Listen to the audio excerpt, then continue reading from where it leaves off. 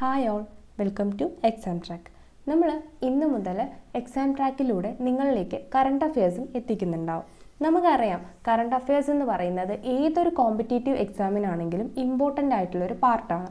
അതിപ്പോൾ നമ്മൾ എക്സാമിൻ്റെ 2 ദിവസം മുന്നേ അല്ലെങ്കിൽ ഒരാഴ്ച മുന്നേ എടുത്ത് ബൾക്കായിട്ട് പഠിക്കുന്നതിനേക്കാളും നല്ലത് നമുക്ക് ഡെയിലി അതങ്ങ് പഠിച്ചു പോവുകയാണെങ്കിൽ കുറച്ചും കൂടെ നമുക്കത് ഈസി ആയിട്ട് റിവിഷൻ ചെയ്യാനൊക്കെ പറ്റുന്നതായിരിക്കും.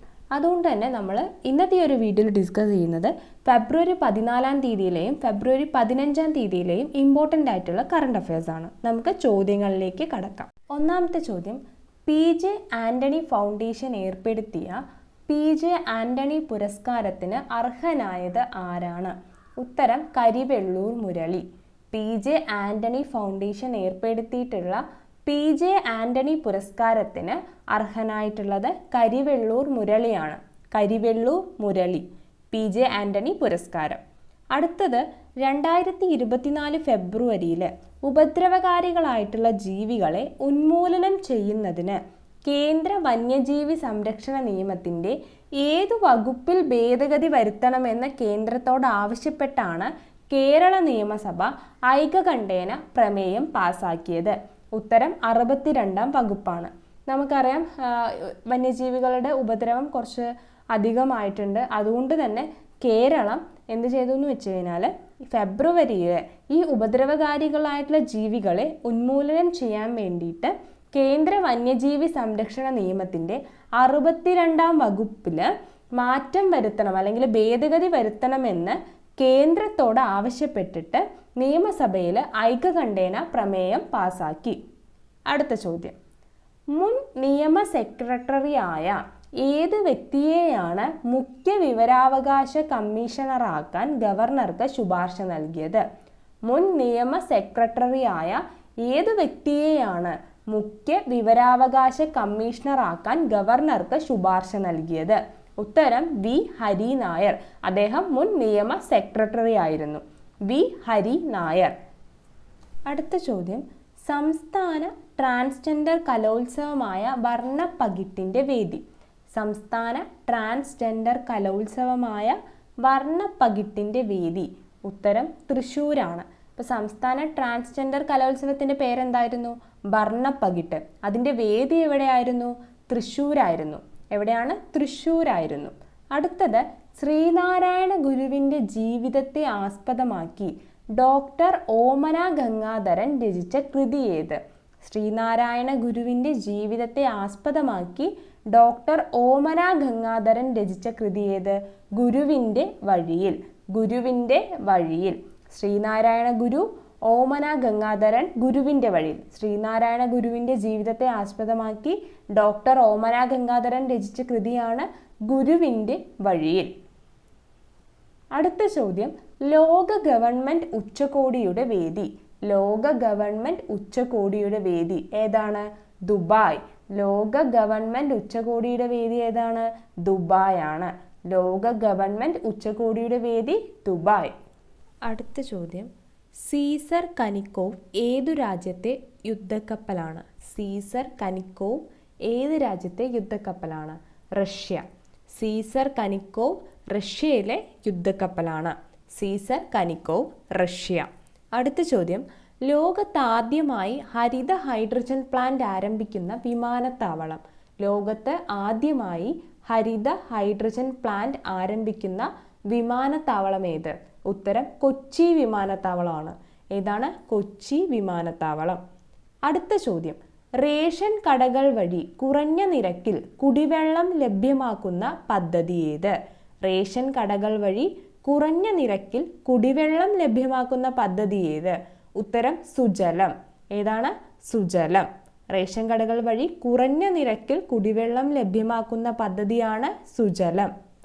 അടുത്ത ചോദ്യം, മത്സ്യഫെഡിൻ്റെ സംസ്ഥാനത്തെ ആദ്യ നൈലോൺ നൂൽ ഫാക്ടറി നിലവിൽ വന്നത് എവിടെയാണ്? മത്സ്യഫെഡിൻ്റെ സംസ്ഥാനത്തെ ആദ്യ നൈലോൺ നൂൽ ഫാക്ടറി നിലവിൽ വന്നത് എവിടെയാണ്? പുന്നപ്ര, വടക്കുപറവൂർ. മത്സ്യഫെഡിൻ്റെ സംസ്ഥാനത്തെ ആദ്യ നൈലോൺ നൂൽ ഫാക്ടറി നിലവിൽ വന്നത് എവിടെയാണ്? ഉത്തരം പുന്നപ്ര, വടക്കുപറവൂർ. അടുത്ത ചോദ്യം, കേരള സന്തോഷ് ട്രോഫി ടീമിൻ്റെ ക്യാപ്റ്റൻ ആര്? കേരള സന്തോഷ് ട്രോഫി ടീമിൻ്റെ ക്യാപ്റ്റൻ ആര്? ഉത്തരം Nijo Gilbert. Nijo Gilbert. Kerala Santosh trophy ടീമിൻ്റെ ക്യാപ്റ്റൻ ആര്? നിജോ ഗിൽബർട്ട്. അടുത്ത ചോദ്യം, ICC ഓൾ റൗണ്ടർമാരുടെ ഏകദിന റാങ്കിങ്ങിൽ ഒന്നാമതെത്തിയത് ആരാണ്? ICC ഓൾ റൗണ്ടർമാരുടെ ഏകദിന റാങ്കിങ്ങിൽ ഒന്നാമതെത്തിയത് ആരാണ്? ഉത്തരം മുഹമ്മദ് നബി. ആരാണ്? മുഹമ്മദ് നബി. അഫ്ഗാനിസ്ഥാൻകാരനാണ്. ICC ഓൾറൗണ്ടർമാരുടെ ഏകദിന റാങ്കിങ്ങിൽ ഒന്നാമതെത്തിയത് മുഹമ്മദ് നബിയാണ്. അടുത്ത ചോദ്യം, ബാഡ്മിൻ്റൺ ഏഷ്യ ടീം ചാമ്പ്യൻഷിപ്പിൽ പുരുഷ വനിതാ വിഭാഗങ്ങളിലെ വിജയികളായത് ഏത് രാജ്യമാണ്? ഇന്ത്യയാണ് ഉത്തരം. ബാഡ്മിൻ്റൺ ഏഷ്യ ടീം ചാമ്പ്യൻഷിപ്പിൽ പുരുഷ വനിതാ വിഭാഗങ്ങളിലെ വിജയികളായത് ഇന്ത്യയാണ്. ഇന്തോനേഷ്യയുടെ പുതിയ പ്രസിഡന്റ് ആകുന്നത് ആര്? ഇന്തോനേഷ്യയുടെ പുതിയ പ്രസിഡന്റായി വരുന്നത് ആരാണ്? Prabowo Subianto. ഇന്തോനേഷ്യയുടെ പുതിയ പ്രസിഡന്റ് ആകുന്നത് ആരാണ്? Prabowo Subianto. Prabowo Subianto. ഇന്ത്യക്കും മാലിദ്വീപിനുമിടയിൽ ലക്ഷദ്വീപിലെ മിനിക്കോയിൽ നിലവിൽ വരുന്ന പുതിയ നാവികത്താവളം. ഇന്ത്യക്കും മാലിദ്വീപിനിടയിൽ ലക്ഷദ്വീപിലെ മിനിക്കോയിൽ നിലവിൽ വരുന്ന പുതിയ നാവികത്താവളമാണ് INS ജഡായു. ഏതാണ്? INS ജഡായു. എന്താണ് INS ജഡായു?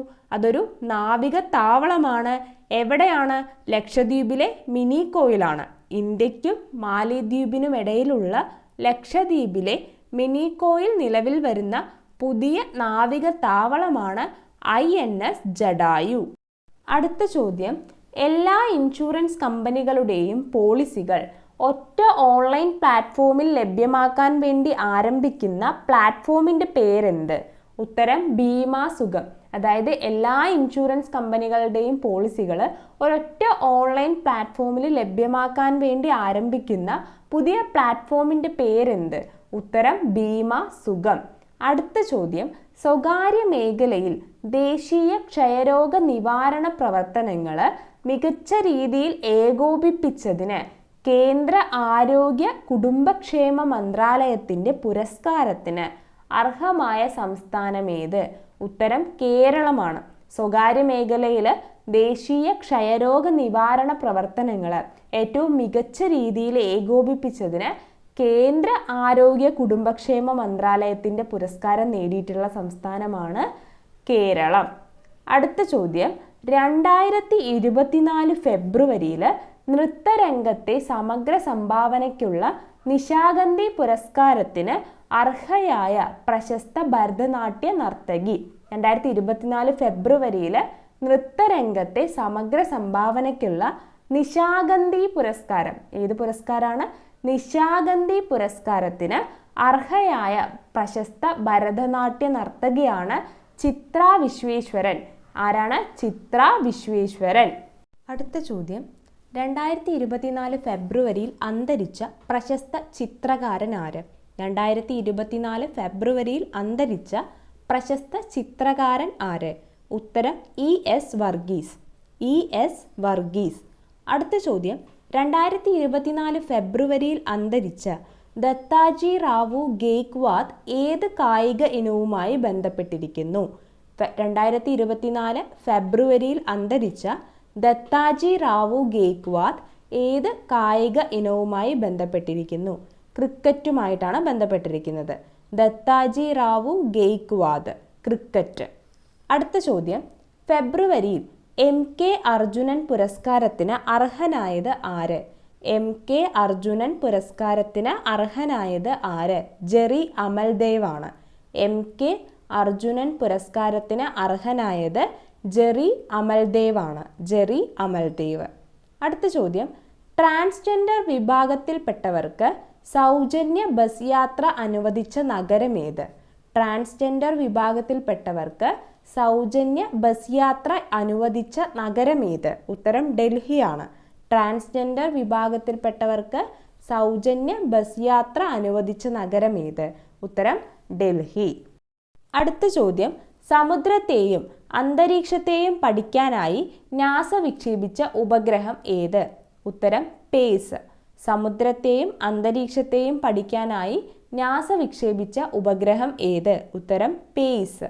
അടുത്ത ചോദ്യം, വിപണി മൂല്യം 20 ലക്ഷം കോടി രൂപ കടക്കുന്ന രാജ്യത്തെ ആദ്യ കമ്പനി. വിപണി മൂല്യം 20 ലക്ഷം കോടി രൂപ കടക്കുന്ന രാജ്യത്തെ ആദ്യ കമ്പനി. ഉത്തരം റിലയൻസ് ഇൻഡസ്ട്രീസ്. ഏതാണ്?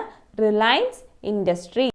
ഇനി മുതൽ നമ്മുടെ ചാനലിൽ എന്നും കറണ്ട് അഫയേഴ്സ് അപ്ലോഡ് ചെയ്യുന്നുണ്ടാവും. അപ്പോൾ നിങ്ങൾ ആദ്യമായിട്ടാണ് ഈ ചാനൽ കാണുന്നതെങ്കിൽ സബ്സ്ക്രൈബ് ചെയ്യുക. വീഡിയോ ഇഷ്ടമായെങ്കിൽ ലൈക്ക് ചെയ്യുക, ഷെയർ ചെയ്യുക. അതുപോലെ എന്തെങ്കിലും സജഷൻസ് ഒക്കെ ഉണ്ടെങ്കിൽ കമൻറ്റ് ചെയ്യുക.